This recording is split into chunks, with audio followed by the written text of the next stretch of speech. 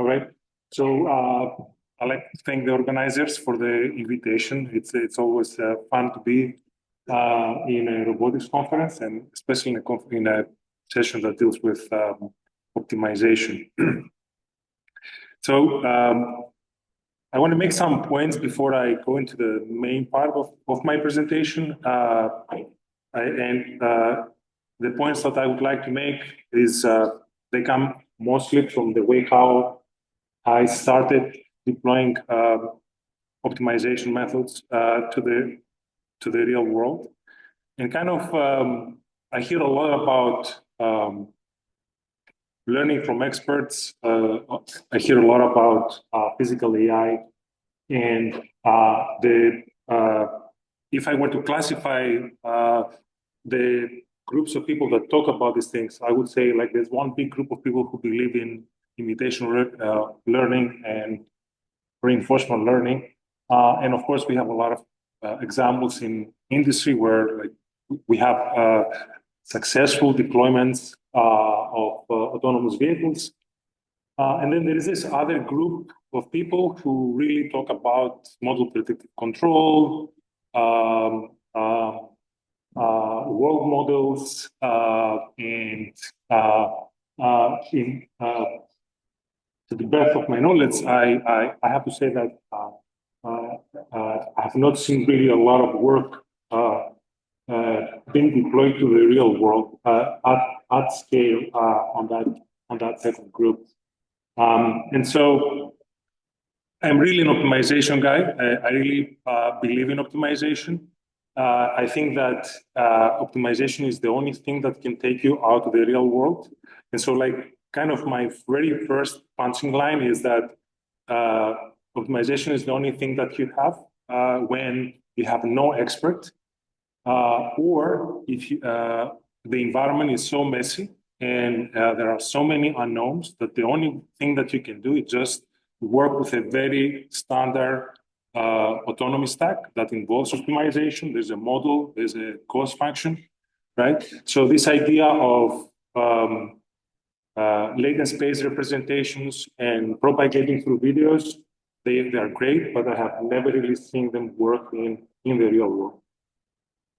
So the second punching line I would like to say is it has to do with the fact that people really talk about like autonomy and human level AI, human level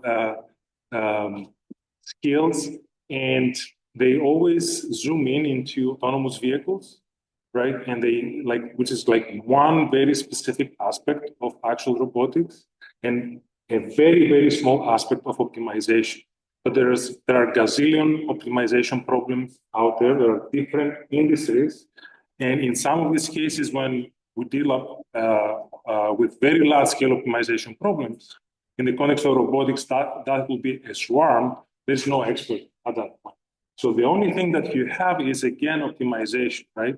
So the points I'm trying to make here is that there is, of course, the complexity of perception, action, adaptation loops that they are very, this complexity is really motivating for many people to work, but there's also the complexity of scale, especially when we talk about multi-agent systems, not only in robotics, but also outside the area of actual robotics. And so the second punching line is that scale is important. And for example, for drones, for multi-drone systems, scale is important. The ability to optimize in real time is important. So to really be able to push optimization forward, I think we need functional representations of optimization algorithms. Optimization by itself is not going to be enough to kind of cross that bar of dealing with the complexity of scale. And so my presentation will be split into two parts. Of course, the first part will be on sampling-based optimization. I have worked a lot on sampling-based optimization, stochastic optimization. I will show some new formulations of stochastic optimization algorithms that are similar to MPPI, but they try to alleviate some of the issues that MPPI has.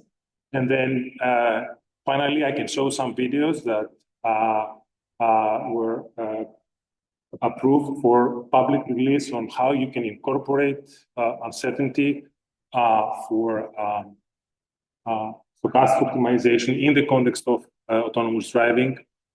And then some hybrid schemes. And then on the last piece, the second part will be more on how can I scale optimization and how can I bring elements of learning inside optimization. This is not bringing learning inside a feedback control system. This is more about how do I bring learning inside an optimizer to scale optimization. And so this first inequality, it took me a while to understand it, but I would say that it really encaptures all the stochastic optimal control theory, right? And it's kind of the simplest way to go into the derivation of MPPI. And basically, like just a reminder, this very first part there is a free energy, which for special classes of stochastic systems is a value function. And then we have on the right-hand side of the inequality, we have the state cost and the Kullback-Leibler divergence. So this is kind of the very first thing that we have in MPPI. Setting up this inequality is very easy to prove, and then optimizing for the optimal distribution. So all that we did in MPPI is basically to having this optimal distribution, we parameterize our control trajectories, and then we minimize a divergence between the optimal distribution and the parameterized distribution. And that gives you a very nice sampling-based controller that you can implement on GPU, and you can create really great autonomy behaviors. So obviously, there is a lot of work around stochastic optimization and MPPI. There's a whole class of different algorithms at this point. There is safety. There is bringing MPPI into reinforcement learning. There's how you can smooth the trajectories of MPPI.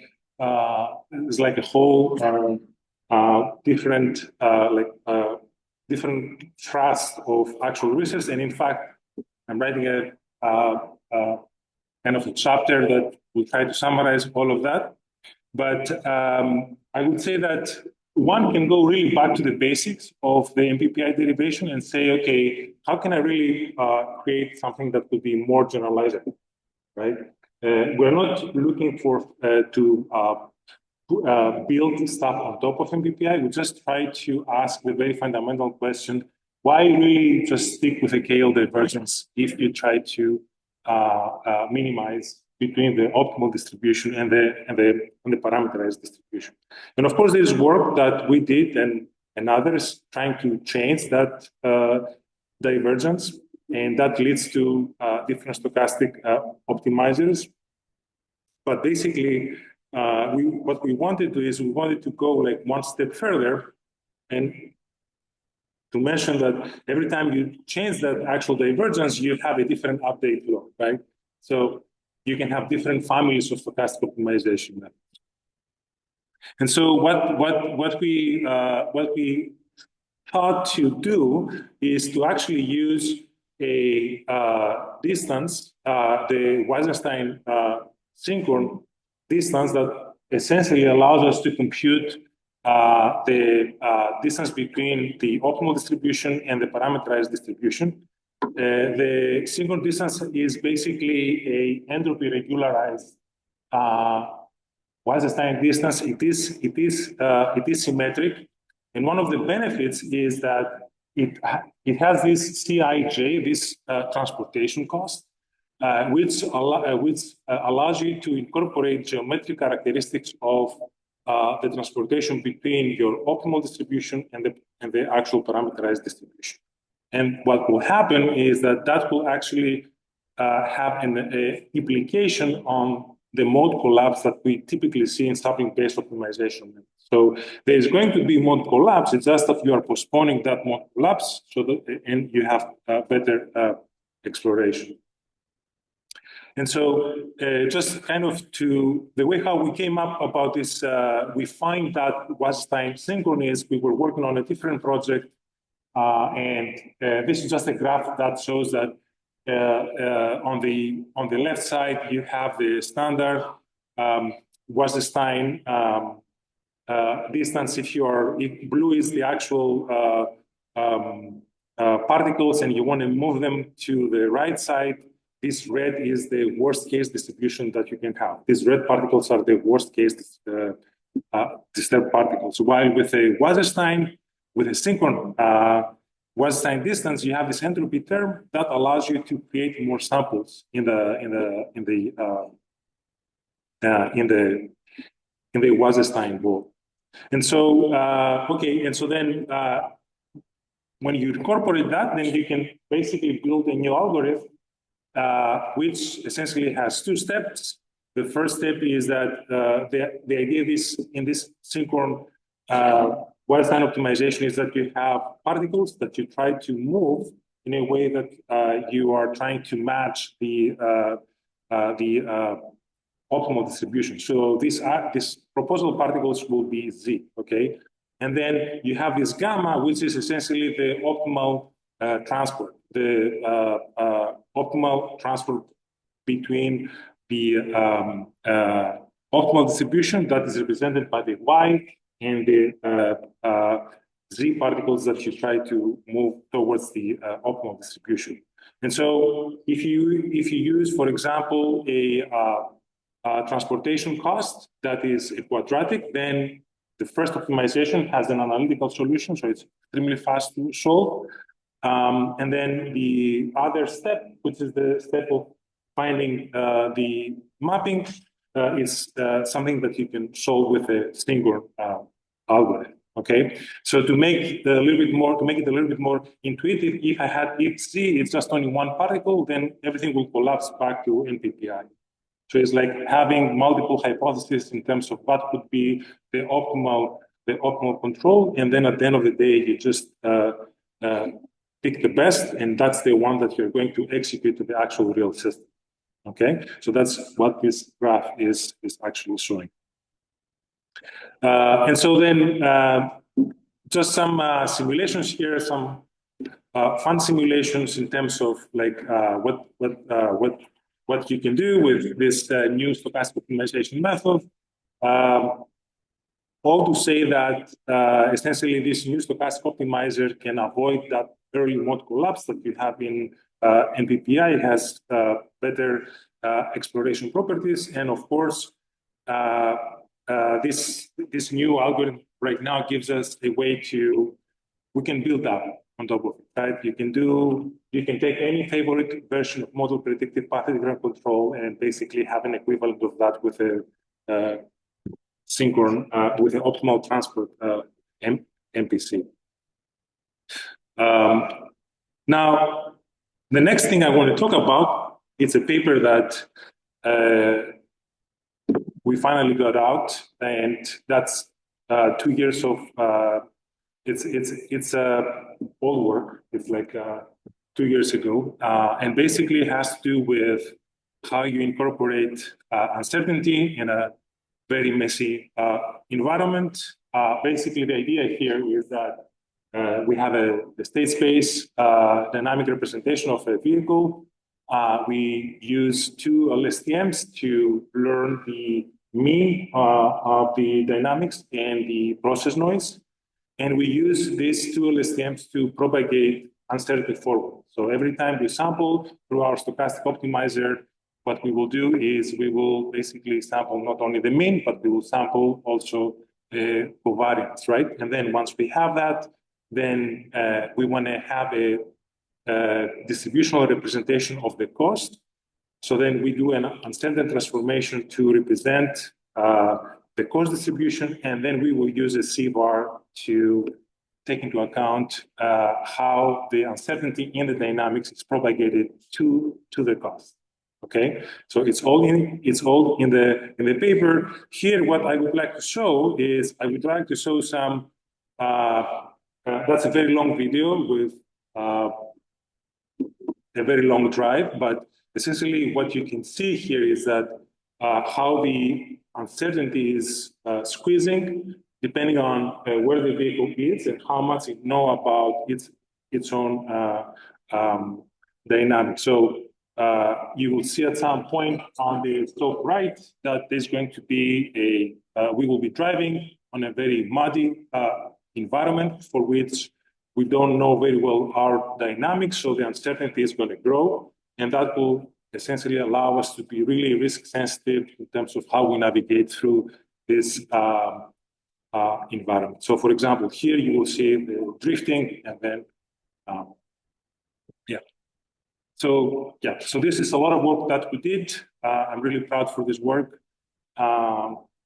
This is optimization at full scale for a very messy environment for which no imitation learning or reinforcement learning could be deployed. It's just standard optimization, standard autonomous. So the other thing I want to say, that's the last part of the first part of my presentation, is that, of course, we always look for different ways to handle non-convexity, and sampling is great, and we like sampling, but we would like to see if there are any other alternative mechanisms. And here is just an idea that we have been working for like almost a year and a half now. We have a paper out, paper that we're going to archive. It's a journal version. The idea basically is very simple. You have any first order or second order optimization method. You follow some steps, and then once in a while you disrupt that process and you sample. The more like detailed description of this is that actually you can have different instantiation of the same optimizer. You optimize in parallel. Let's say after 10 iterations, you stop, you pick the best solution. You take that solution, you take the Hessian of that solution, you invert it, that becomes your covariance, then you sample the rest 9 trajectory, and you follow exactly the same process. So it's a hybrid mechanism. You follow gradient or Newton steps, then you sample. And you can do that also with Stein variational. Newton, you can incorporate this hybrid mechanisms. So that's a paper that is going to soon be out, and there's a lot of analysis here, a lot of comparisons. We also have a theoretical analysis of why these methods can actually converge.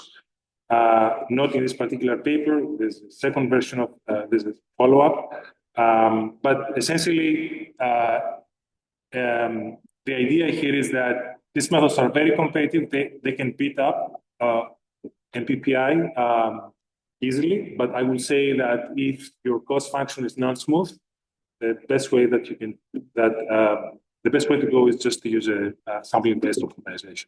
Okay, and of course you want to have that on a hardware. What we did here is just to deploy this on a drone in the flight facility we have at Georgia Tech. So this is just like DDP. We set up the environment so to make it to be hard and very non-convex. And this is in an MPC mode, right? So we run this in an actual MPC mode. So this is the second video is what happens with this like hybrid methods, right? That you can essentially avoid local minima and you can reach your target. And then this is what happens with in this like third video is with this like Stein variational differentiable dynamic programming, where you can keep again multiple solutions and avoid the traps and find your path to the target. Okay, so again, like if the problem is smooth and you can pass variance, great, you can use this stuff. if the environment is very nasty and you have a very complex objective and is non-smooth, then I think the best way to go about this is pumping-based optimization. So now I'm going to go to the next, to the second part. And here, I just want to say that we are not the only people who do optimization, right? Like there's a lot of other people who do optimization. If you go to an OR conference, there's people who work on optimization and they have inspirations from all different types of actual problems. And so what we really care primarily when it comes down to very large scale optimization problems is Schwartz, right? Like this is but there are a lot of other problems out there where there is need for scalable and generalizable optimization methods. And I think that as the more the complexity of these systems is actually increasing, the more they need for such optimization techniques. So why just like only optimization, right? And here I will just bring a little bit my industry experience. Obviously, people don't like to babysit optimizers. They would like to take optimizers and apply them to all different types of actual problems, right? So optimization is great. You're always looking for this optimum. Optimum can be safe. It can be economically important, but there are really fundamental issues when it comes down to very large scale optimization problems. And the fact that you have to have specialized tuning for every optimization problem you need to solve, right?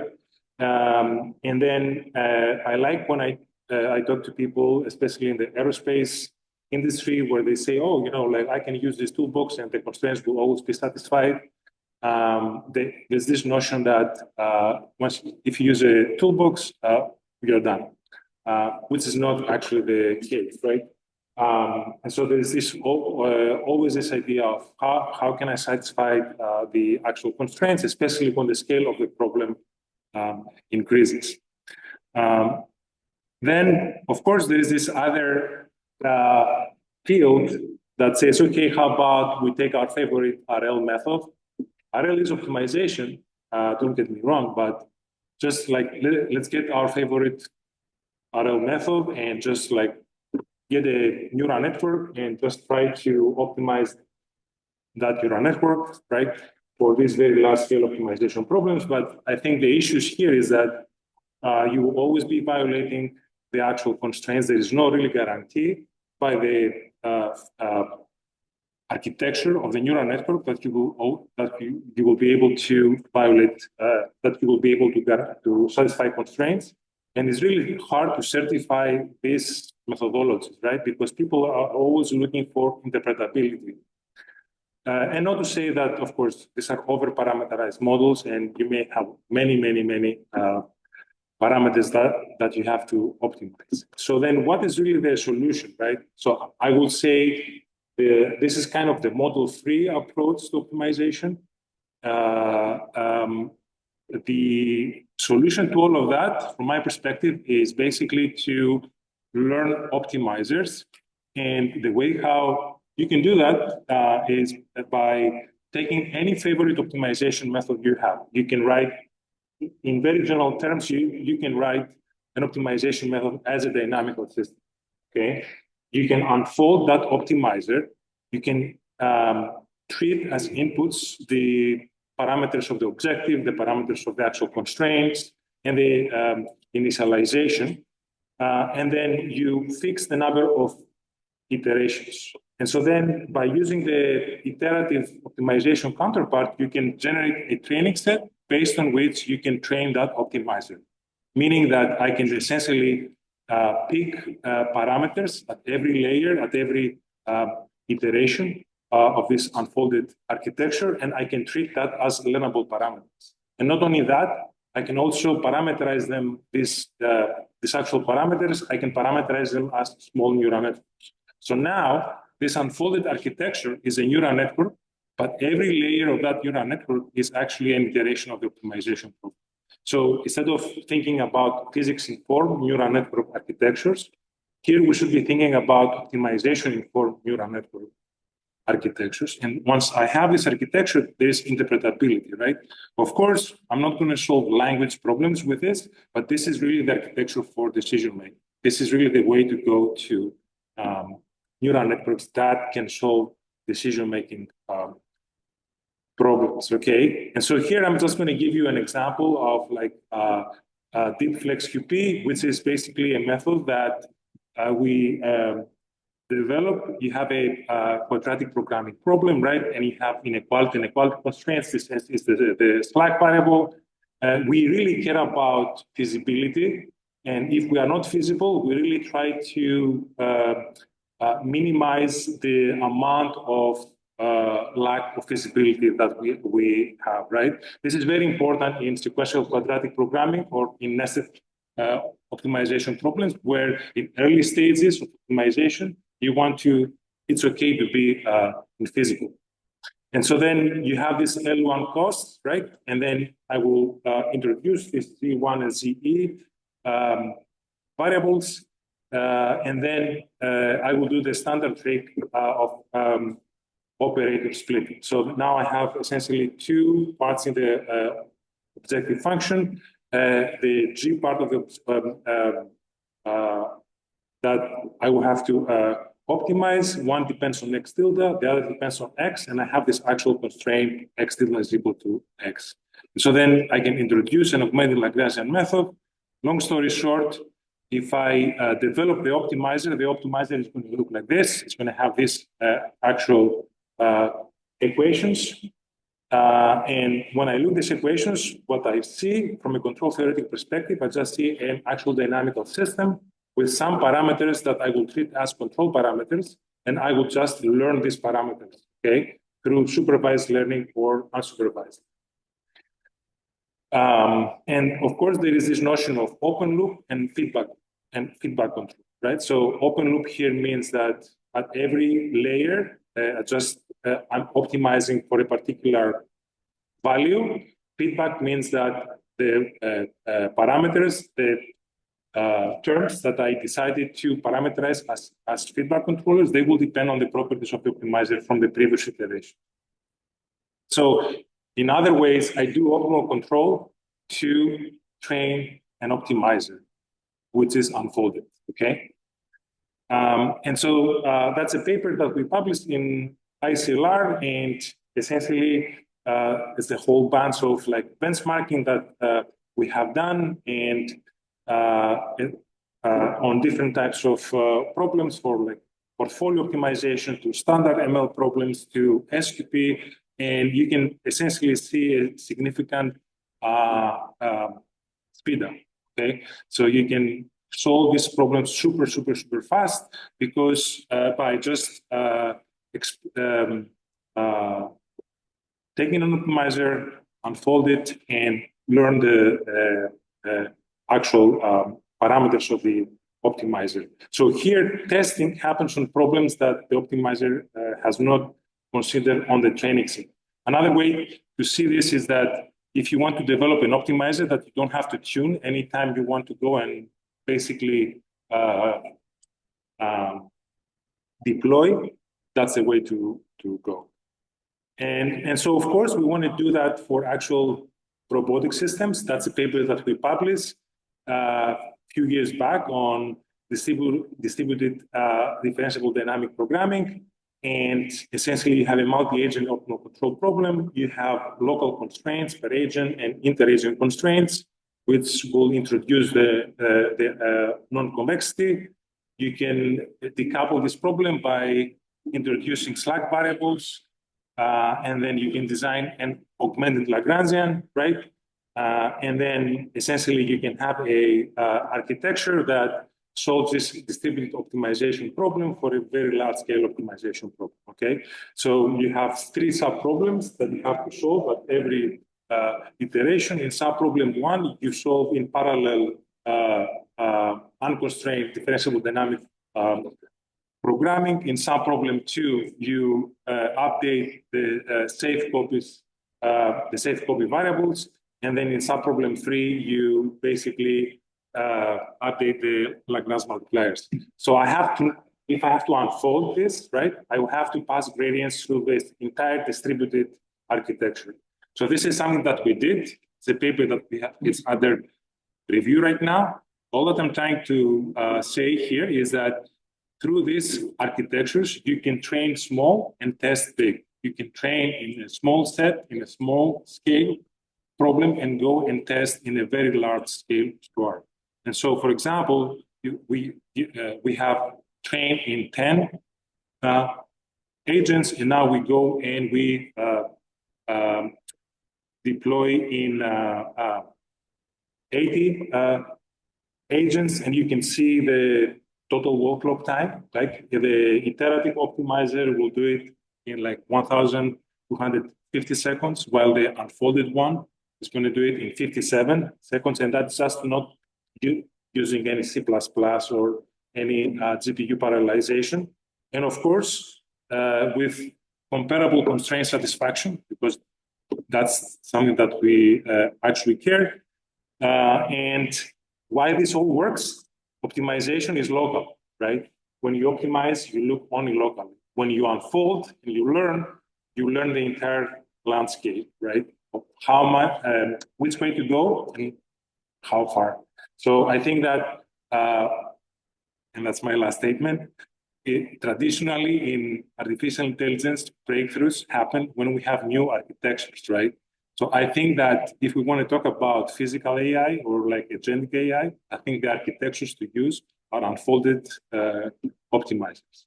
Thank you.